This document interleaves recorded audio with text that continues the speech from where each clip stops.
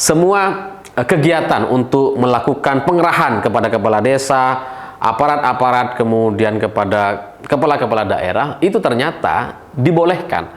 Ternyata nggak apa-apa dilakukan. Begitulah politik dan begitulah pilpres atau pemilu.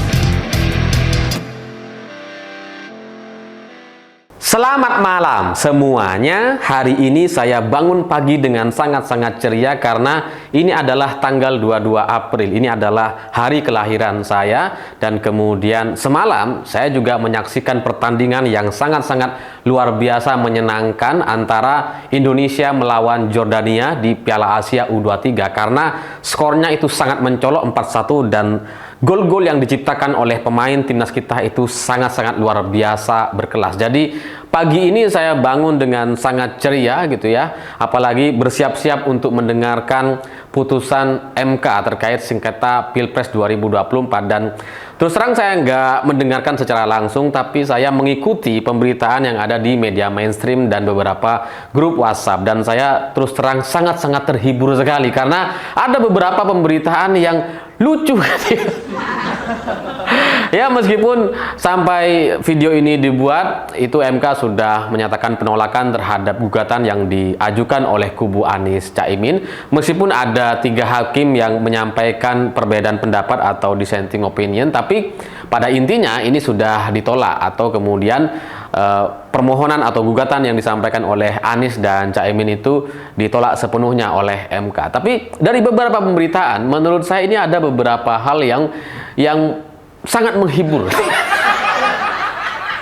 Karena ada satu berita di mana MK mengatakan bahwa tidak ditemukan bukti nepotisme terkait pencalonan Gibran. Tidak ditemukan katanya. Itu nyarinya di mana itu kok nggak bisa ketemu?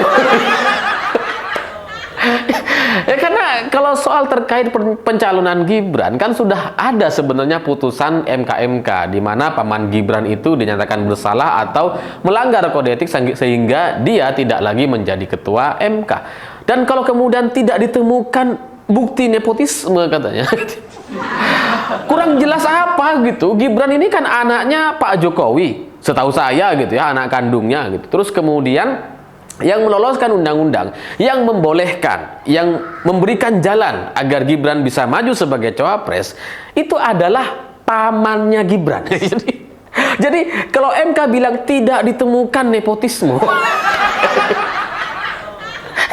ini menghibur sekali gitu ya. Ya, kalau soal nepotisme sebenarnya kita sama-sama tahu gitu ya, bahwa kemudian MK mau menolak gugatan dan sebagainya, ya silahkan. Tapi ya tolong dong jangan sampai kemudian bilang bahwa tidak ditemukan nepotisme padahal ini ada di depan mata kita.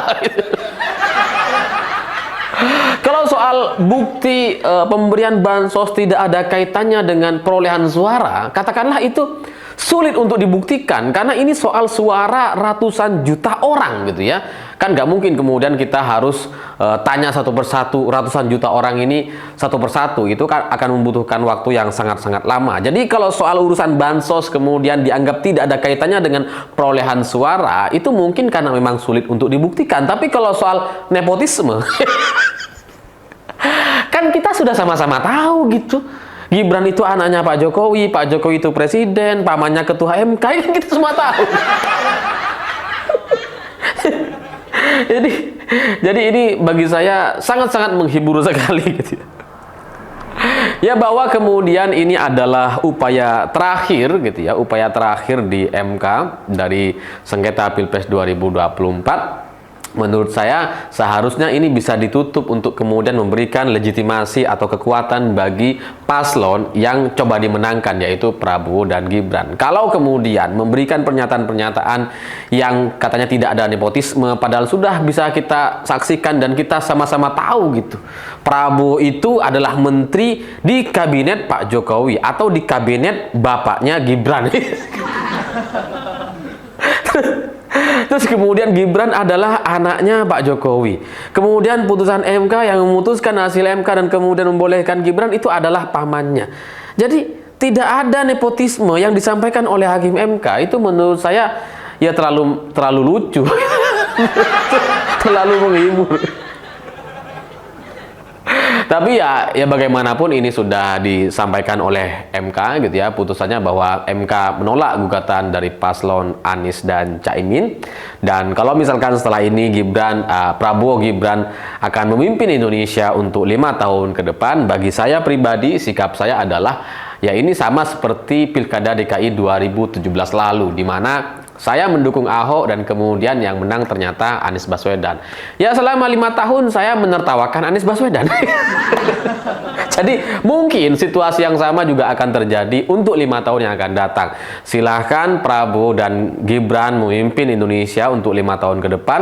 Saya mungkin akan memilih untuk menertawakan kebijakan-kebijakannya, karena nampaknya akan ada beberapa yang lucu sekali di kabinet ke depan. Kalau ini bisa dilakukan, ya kalau tertawa masih gak dilarang, mungkin saya akan masih tertawa. Tapi kalau nanti pemerintah atau melalui Kominfo untuk kemudian melarang orang-orang menertawakan pemerintah, ya mungkin saya akan kembali ke desa dan kemudian ya tidak lagi menertawakan para elit atau penguasa. Biarkan penguasa berkuasa dengan segala kewenangan dan kemauannya gitu ya, bebas menambang dan sebagainya, silahkan saja gitu ya.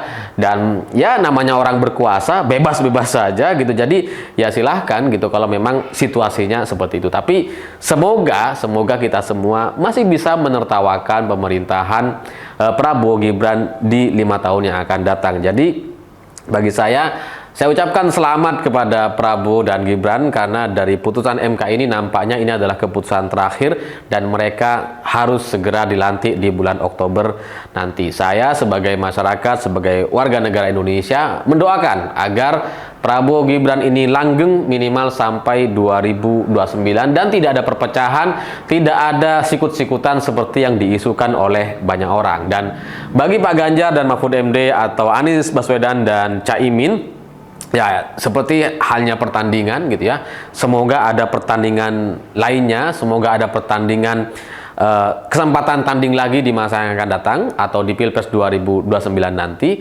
entah mana yang akan maju lagi. Tapi pada intinya ya ini sama seperti pertandingan Piala Asia kemarin gitu ya, meskipun ada kecurangan di depan mata, ada ketimpangan atau perlakuan wasit yang atau panitia yang kemudian menguntungkan pemain-pemain Qatar dan kemudian kita harus kalah dengan skor 0-2 gitu ya. Ya itulah pertandingan gitu ya. Di pertandingan selanjutnya ya kita harus bersiap dengan segala kemungkinan. Biarkan Prabowo dan Gibran ini silahkan memimpin, dan kemudian beberapa orang kalau memang bersiap untuk menjadi oposisi, ya mari kita sama-sama mengontrol atau kemudian memantau pemerintah Prabowo Gibran 5 tahun yang akan datang. Dari putusan MK ini saya dan kita semua sepatutnya belajar bahwa beberapa hal, beberapa tindakan, beberapa kebijakan dan keputusan-keputusan yang dilakukan terkait politisasi bansos, terkait pengerahan kepala desa, pengerahan kepala daerah, pengerahan kepada oknum-oknum aparat dan sebagainya. Kalau kita berdasarkan melihat mengacu kepada putusan MK, kita harus menyadari bahwa ternyata semua kegiatan tersebut gitu ya, putusan semua kegiatan untuk melakukan pengerahan kepada kepala desa, aparat-aparat, kemudian kepada kepala-kepala daerah, itu ternyata dibolehkan.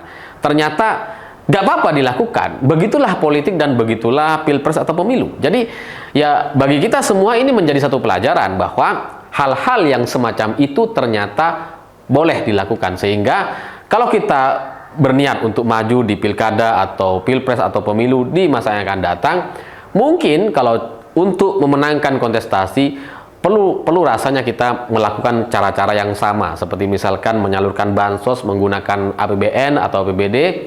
Ya selama tidak ditemukan bukti bahwa suara itu bisa naik karena diberikan bansos gitu ya, maka itu boleh dilakukan. Pengarahan kepada kepala desa, aparat-aparat oknum-oknum aparat di daerah dan sebagainya, itu juga perlu kita lakukan gitu ya untuk memenangkan kontestasi. Sehingga cawe-cawe dan sebagainya yang sudah dilakukan dan dipertontonkan, ditunjukkan oleh Presiden Jokowi dan para menterinya, itu juga bisa juga menjadi satu pelajaran sehingga bisa dilakukan lagi di pemilu yang akan datang.